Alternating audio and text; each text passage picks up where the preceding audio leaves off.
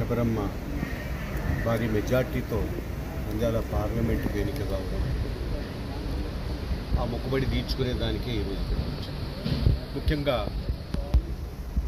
ప్రజలను ఆనాడు 2019లో మాయమాటలు చెప్పి అధికారాన్ని చేజిక్కించుకొని ఆంధ్రప్రదేశ్ను చిన్నాభిన్నం చేసినటువంటి జగన్మోహన్ రెడ్డి ఆ ప్రజలే బుద్ధి చెప్పారు. ఎవరైతే అందలం ఎక్కించారో ఆనాడు నమ్మి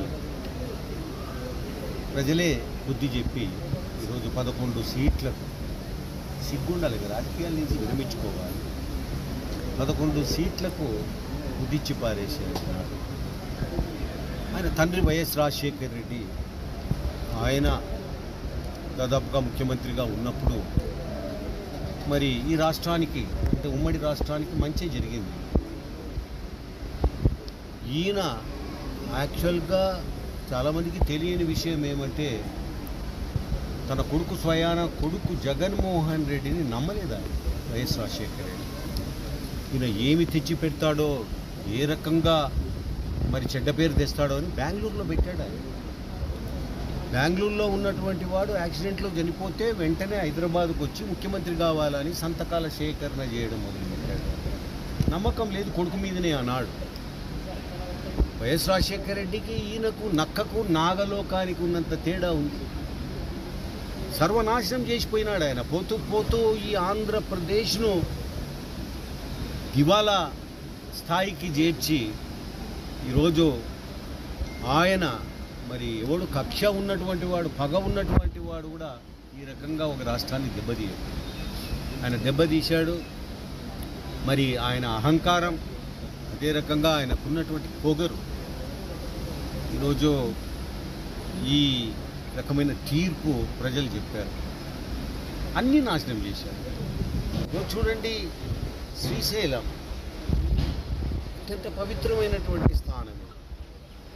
ఈ శ్రీశైలంలో కూడాను అవినీతి, శ్రీశైలంలో కూడాను కుంభకోణాలు, చివరకు ప్రసాదములో చికెన్ ముక్కలు, సిగ్గులా ఇవే. ఈయనను వెంటాడింది ఇవే. తిరుమల తిరుపతి దేవస్థానాన్ని నాశనం చేసి పెట్టారు, పద్ధతులను మార్చేశారు. ఇక్కడ కూడా చాలా పద్ధతులు మారినాయి. ఏదో ఈ హిందువులకు, ధర్మాన్ని నమ్మే వాళ్లకు మరి ఇదో ఈ దేవస్థానాలే ఉన్నాయి. వీటి మీది కూడా యుద్ధానికి వచ్చారు. ఇవన్నీ చాలా మటుకు ఇక్కడ ఉన్నటువంటి కుంభకోణాలు, ఇక్కడ ఉన్నటువంటి కూడా రెక్టిఫై చేయాల్సినటువంటి అవసరం ఉంది. ముఖ్యమంత్రిగా చంద్రబాబు నాయుడు గారికి ఎవడు ఎటువంటి పరిస్థితులలో వానికి దిక్కే లేదు. ఏదో చూస్తున్నాం మనము. దాదాపుగా మరి ముఖ్యమంత్రిగా వైఎస్ రాజశేఖర రెడ్డి ఉన్నప్పుడే జగన్మోహన్ రెడ్డి గారు మనీ లాండరింగ్ కేసులు, అదే రకంగా డబ్బు ఏ రకంగా మరి సంపాదించాడో అందరికీ తెలుసు. కేసులను మీరు అర్థం చేసుకుంటే తెలుస్తుంది. మరి ఆయన ముఖ్యమంత్రిగా వాళ్ళ తండ్రి ఉన్నప్పుడే అంత దోపిడీ చేసినోడు తానే స్వయంగా ముఖ్యమంత్రి అయితే ఇంకా ఎంత చేసిండాల. ఈరోజు చాలా ఉన్నాయి. మరి కుంభకోణాలు బయటకు వస్తాయి.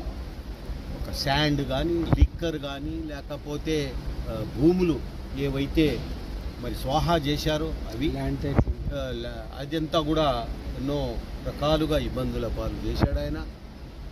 ఏవి వదలలేదు ఆయన. వక్ఫ్ బోర్డు ఆస్తులు కూడా ఎప్పటి నుంచో పూర్వం నుంచి ఉన్నవి కూడా ఆక్రమించుకున్నారు ఈ నాయకులు. ఈ ఇసుక దొరకకుండా చేశారు. ఇక్కడ కూడా చాలా మటుకు మరి ఇవన్నీ కూడా హిందూ ధర్మం ప్రకారంగా నడిచే విధంగా తీసుకెళ్ళాలి ఈ దేవస్థానాన్ని కూడా.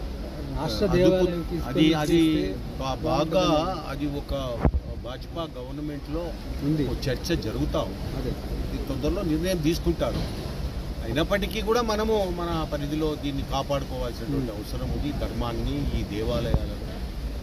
అసలు శ్రీశైలం ఒకప్పుడు ఎంత భక్తులు వచ్చేటటువంటి దేవస్థానం కాదు నా చిన్నతనంలో. ఇప్పుడు ఆల్ ఇండియా లెవెల్లో తిరుపతికి ఏ రకంగా మరి నమ్మకంతో వస్తున్నారు ప్రపంచవ్యాప్తంగా ఉన్నటువంటి భక్తులు, శ్రీశైలానికి వస్తున్నారు. ఇది ఆగదు. ఈ సమానంగా మరి ఏదైతే ఇప్పుడు తిరుపతి డెవలప్ అయిందో ఆ స్థాయిలో ఇది కూడా డెవలప్ అయ్యేటటువంటి చాలా స్వల్ప వ్యవధిలో డెవలప్ అయ్యేటటువంటి కూడా ఉంది. శబరమ్మకు ఒక రిప్రజెంటేషన్ పిఎంకు ప్రధానమంత్రికి ఇవ్వమని చెప్పబోతున్నాం. అదే రైల్వే లైన్ ఇక్కడ ఒకటి ఏర్పాటు చేయాలి. అదే